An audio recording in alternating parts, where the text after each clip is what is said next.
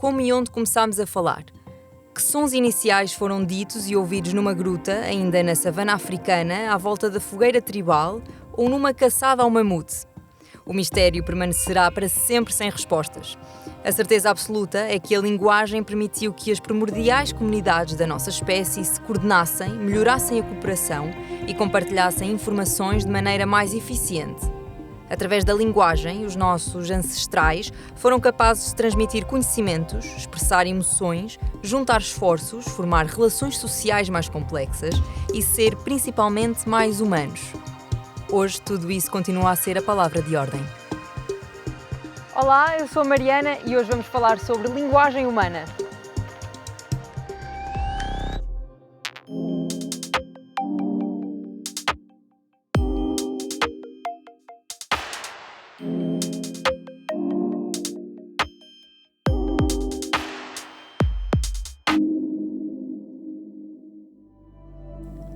A linguagem humana evoluiu ao longo de dezenas de milénios, passando de formas primitivas de comunicação vocal e gestual para um sistema complexo de símbolos e regras gramaticais.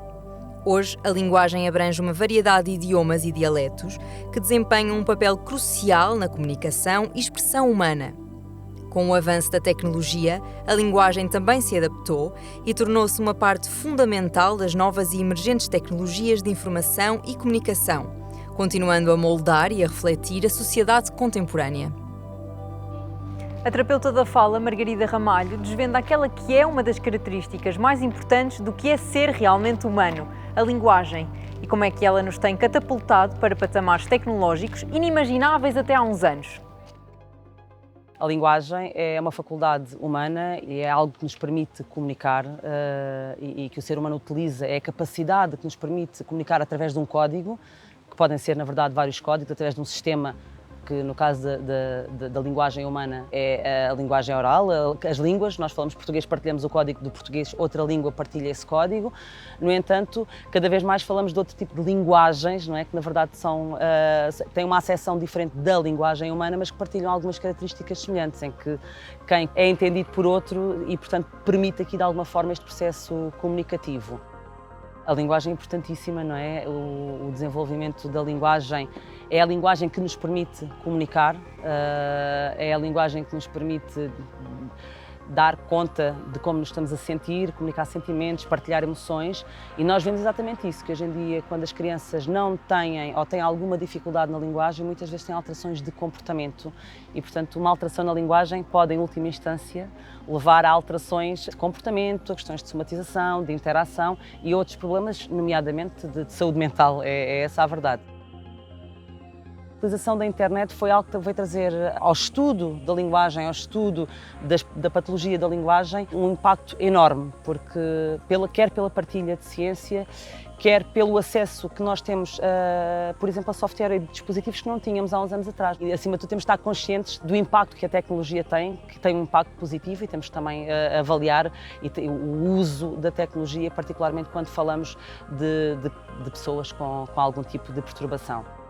Atenta há 2 décadas às questões que envolvem a perturbação na linguagem, sobretudo nas crianças, a investigadora da Universidade de Aveiro, Marisa Lousada, desenvolveu o Programa de Intervenção em Competências Pragmáticas. O projeto, implementado no terreno com a ajuda da terapeuta da fala, Tatiana Pereira, decorre em vários jardins de infância frequentados por crianças com perturbações na linguagem e está a conseguir, com êxito, promover a melhoria das competências linguísticas dos mais pequenos. O objetivo principal deste projeto é analisar a eficácia do programa de intervenção em competências pragmáticas em crianças com perturbação do espectro do autismo e também em crianças com perturbação do desenvolvimento da linguagem com alterações pragmáticas. Estas crianças têm muitas vezes dificuldade em manter o contacto ocular, em iniciar uma conversa, em manter o tópico de uma conversa, em adequar a linguagem ao contexto e à situação e ao interlocutor, e também em entender, por exemplo, expressões não literais, como a ironia. Este programa trabalha estas competências e muitas outras competências. Como é que nós implementamos o projeto? No início é realizada uma avaliação detalhada das competências linguísticas das crianças, com recurso a instrumentos de avaliação também desenvolvidos e validados na Universidade de Aveiro. Depois são realizadas 24 sessões de intervenção pela Tatiana, no contexto de jardim de infância, que é um contexto natural para a criança. No final destas 24 sessões, as crianças são reavaliadas e também ouvimos sempre a perspectiva dos educadores de infância e dos pais relativamente às melhorias sentidas nestes principais contextos, o contexto familiar e o contexto educacional. Concluímos que as crianças fizeram uma melhoria significativa ao nível das suas competências linguísticas. Este programa inclui 11 competências pragmáticas e, portanto, possibilita uma intervenção específica, mas abrangente ao mesmo tempo, em competências como o contacto ocular, a atenção conjunta, a troca de turnos, a resposta e iniciativa comunicativa, as funções comunicativas, a compreensão inferencial, a coesão do discurso, a conversação e a linguagem figurativa, e aborda ainda alguns aspectos extralinguísticos, nomeadamente a expressão facial, o tom de voz e a postura corporal. Deste programa também fazem parte alguns materiais, desde cartões ilustrativos a exemplos de gravações, contudo, nem sempre é necessário material físico para concretizar um objetivo de intervenção e em vários objetivos é sugerida a utilização de materiais que se enquadrem nas preferências da criança, sendo, portanto, um programa flexível e perfeitamente adaptado à realidade de cada criança. Estamos a falar de um projeto que ocorre na base de uma ação colaborativa entre cuidadores, terapeuta da fala e educadores de infância que juntos definem quais são os objetivos de intervenção prioritários para cada criança. É um projeto que se concretiza na comunidade, nomeadamente em vários jardins de infância do distrito de Aveiro e que tem demonstrado um impacto positivo e significativo na vida das crianças e das suas famílias. Sabe-se que as alterações no uso da linguagem comprometem a aprendizagem, a socialização, o relacionamento com os outros e, no caso particular das crianças com perturbação do desenvolvimento da linguagem e perturbação do espectro do autismo, é comum verificar-se maior dificuldade no relacionamento com os pares, ou seja, com crianças da mesma idade ou que tenham idade muito próxima. Daí a importância crucial de intervir não só em idades precoces, mas também num contexto natural, como é o caso do jardim de infância, que propicia a interação com vários parceiros comunicativos, adultos e pares, e também a generalização de competências. O nosso objetivo com este projeto passa por providenciar uma intervenção especializada, recolher dados que sustentem uma prática informada e, se possível, contribuir para o desenvolvimento de mais projetos de investigação que unam cuidadores, profissionais de saúde e da educação. Este programa de intervenção em competências pragmáticas foi desenvolvido para dar resposta a uma necessidade sentida pelos terapeutas da fala que estão na prática clínica, pela escassez de programas para trabalhar este tipo de competências. Futuramente, os terapeutas da fala poderão adquirir este programa e implementá-lo na sua prática clínica para uma prática informada na evidência. E de que forma falamos? Ou melhor, de que forma usamos as ferramentas que o processo evolutivo nos foi fornecendo para fabricarmos os sons das palavras? Através da ressonância magnética, da articulografia eletromagnética e de meios eletrónicos e informáticos, António Teixeira tem-se dedicado à descoberta dos mecanismos biológicos que nos permitem articular sons. O resultado de anos e anos de investigação é um sintetizador de voz único no mundo. Eu tenho trabalhado não só, mas também na área da fonética experimental. Esse trabalho já decorre há cerca de 30 anos e tem-se pautado sempre por uma grande focagem na fonética articulatória, ou seja, no estudo da forma como nós articulamos os vários sons da fala e também um grande enfoque nas questões da medição, da quantificação dos fenómenos. E para isso temos recorrido a técnicas da engenharia e da imagem médica e afins. Ao longo do tempo tivemos sempre uma opção clara pelo estudo dos sons do português, nomeadamente aqueles em que existe mais disputa em termos científicos, ou seja, em que existem limitações conhecidas no nosso conhecimento, nomeadamente as vogais nasais, que são uma grande característica do português, os sons como o an, o en, o in, nomeadamente outro som importante são os palatais laterais, o lhe, que são bastante complexos em termos de produção e obrigam a um processo de investigação bastante complexo. A atividade de produção da fala como atividade motora é provavelmente, e para muitos é mesmo a mais complicada atividade motora que os humanos são capazes de executar.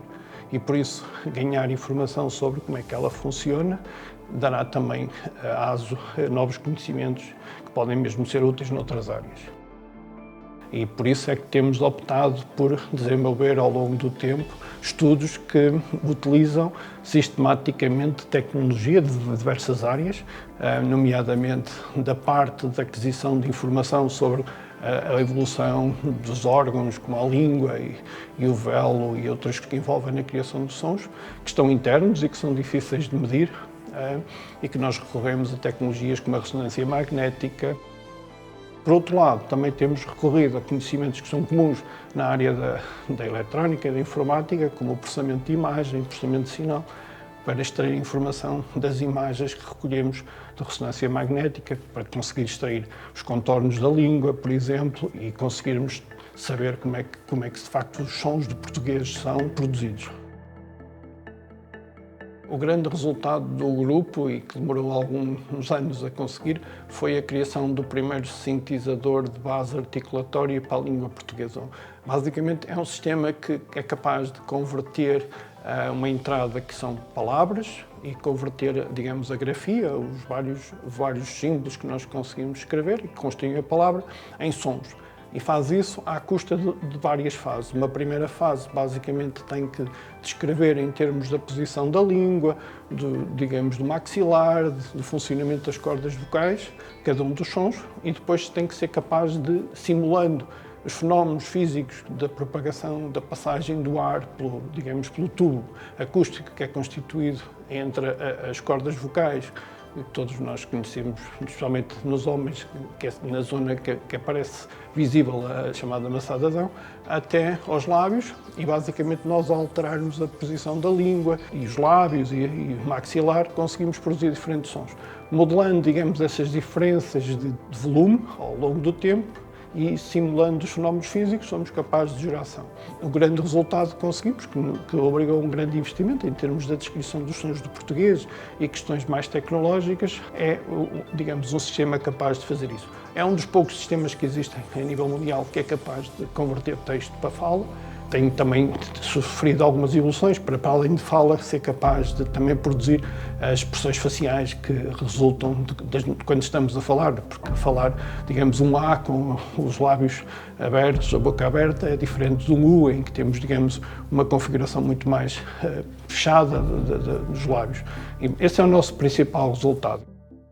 Sabias que já é possível conversar em diferentes línguas com tradução em tempo real, utilizando simples auscultadores?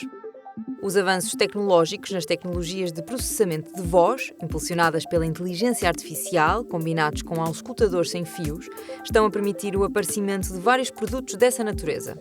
Os dispositivos da Google, por exemplo, funcionam integrados com o Google Tradutor e possibilitam a captação de conversas através do telemóvel, com tradução simultânea diretamente nos auriculares. Já a empresa chinesa Time Kettle oferece uma experiência ainda mais imersiva. Estes auscultadores podem ser partilhados entre duas pessoas e são capazes de traduzir simultaneamente uma conversa em diferentes línguas. Tecnologias de reconhecimento de voz e cancelamento de ruído ajudam na eficiência dos auscultadores, que contam com um sistema baseado em inteligência artificial para tornar as traduções mais naturais, rápidas e precisas. Os dispositivos oferecem tradução de conversas em 40 línguas e a possibilidade de combinar até 6 auriculares ao mesmo tempo.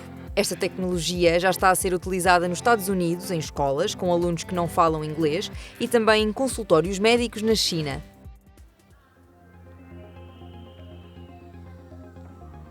Por que discursos falará no futuro a ciência que estuda a linguagem? Poderá a ciência abolir ou ajudar a reduzir drasticamente as barreiras e perturbações na linguagem entre a população humana?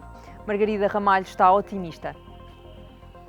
Perspectivo para o futuro, que os estudos que já estão em curso, que estão a ser desenvolvidos a nível da linguagem em Portugal, nos diversos países, e que num futuro assim não tão longínquo venham a dar os seus frutos e que consigamos, em modo quase imediato, falando com alguém de uma outra nacionalidade e quase de forma imediata, com a voz um do outro, quase consigamos ter uma conversa sem esperas.